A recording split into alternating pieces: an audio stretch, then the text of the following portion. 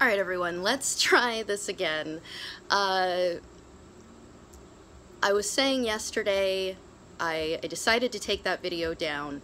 I appreciate everyone that was concerned, but it was my choice. I took it down. So, I can't really repeat what was said, but I started off just by reflecting that it's been almost about a month since I first did a walk-away video after I was inspired by Brandon Straka's original message.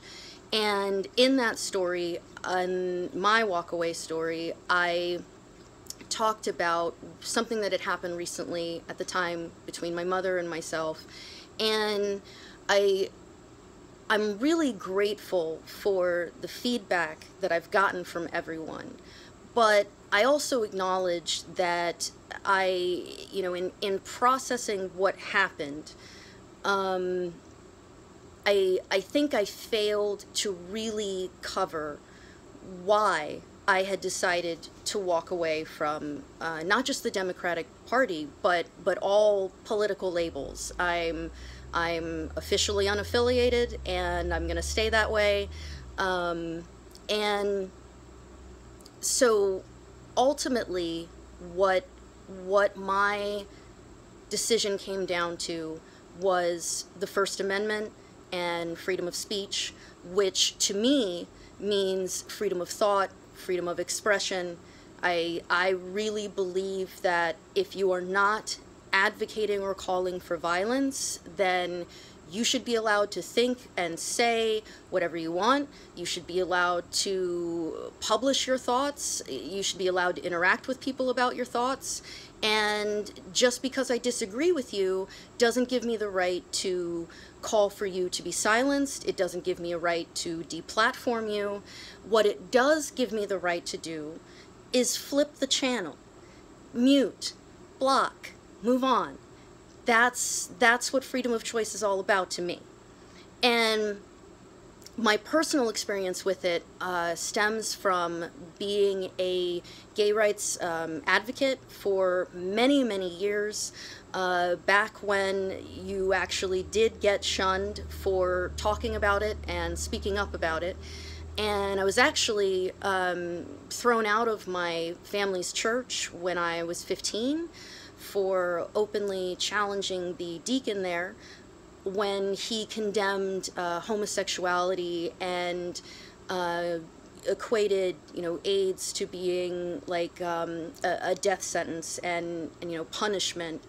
And it disgusted me then. That kind of thinking disgusts me now. You can disagree, that's okay, but that's how I feel.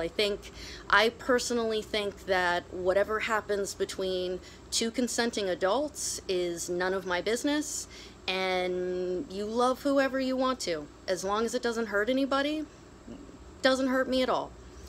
But that's where I'm coming from, is being someone who has been attacked for speaking up. So that's why when I see what happened to Candace Owens and Charlie Kirk a few days ago, when I see what's happening to Alex Jones right now with being removed from Facebook and YouTube and Apple and Spotify and now MailChimp, so now he can't even really communicate with his existing followers, that sort of silencing and the celebration of it to me feels so wrong, and it's why I chose to walk away. One of the things I touched on in my first video was my first real red pill moment being watching the students at Berkeley destroy their own campus because they didn't want to hear someone speak, rather than just not show up for the event. But before even that, I think the initial little kernel that made me start to wonder what side I was on was seeing the reaction at Donald Trump's inauguration. Watching these grown adults, tipping over cars and smashing windows and just running, you know, wild through the streets. It just, it didn't sit well with me at the time. And I'm learning, recently I just learned that there were actually also, there were some activists that were physically blocking families and veterans from entering the celebration. So just even that, you know, I didn't know it at the time, but knowing that there were other Americans that were denying someone else's right to access a public space because they didn't agree with the person's views. That should bother us. That should be unsettling. And the fact that it's not to a lot of people is in and of itself very unsettling. So from the inauguration to then Berkeley and the continued attacks we're seeing on people who, you know, go outside wearing, you know, MAGA hats or Trump shirts, all of that just really has made me question what is this party doing, and what are both parties doing? Because I think Republican lawmakers could be speaking up about this as well, far more than they are. Especially when we see someone, you know, someone like Candace Owens, who you can agree with her or not. You don't have to agree with what she says. I personally agree with a lot of what she says, but the fact that it's somehow considered okay for her and Charlie Kirk to be, you know, verbally, I guess verbally attacked on the street in public for going out to have a breakfast meeting, that's just insane to me. Watching this, you know, proud, outspoken black woman surrounded by a sea of white faces shouting at her that she's a white supremacist, and then to watch them also berate the officers that were there to try to keep the peace. So it's instances like what just happened that remind me why I chose to walk away. And we're seeing it right now with what's going on with Alex Jones, you know, with this sort of like one fell swoop of, you know, deplatforming him and basically denying everyone else's decision and choice to want to listen to him if they choose to. But did that? Okay, whatever.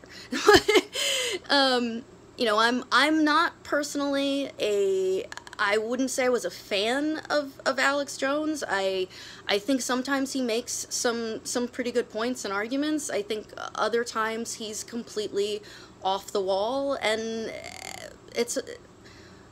I'm a grown adult that can make that decision for myself and choose to watch him or not. So the fact that corporations like Facebook and YouTube and Apple are telling us who we can and can't listen to, that is upsetting. That should concern everyone, whether you agree with Alex Jones and Candace Owens and Charlie Kirk or not. You should be concerned right now. And to me, what's very telling is, and I wrote a little bit about this week, and I'm gonna, you know, wrap this up because I don't want to get in the habit of making these, you know, really long videos. But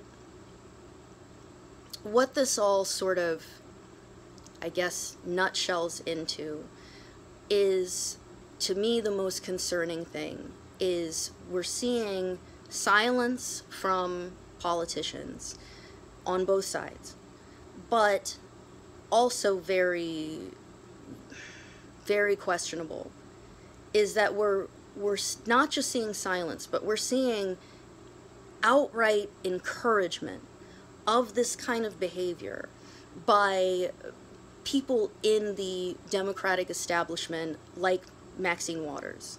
So having them actually come out and encourage people to be uncivilized and angry and mean to each other, it's really made me start questioning, are Democrats, is the Democratic Party the party of the people the way that they claim to be? And as we start doing more research on them, you know, as we have films like, you know, Death of a Nation, we really need to start questioning, were they ever, I don't know. It's a lot to start wrapping my head around, and I'd love to hear your thoughts about what happened, what's happening, how, you know, you feel about this, you know, what I would call, you know, deplatforming people because you don't agree with them. I know with Alex Jones there's some question on whether or not he was threatening, you know, whether he was threatening lawmakers, threatening people on his show.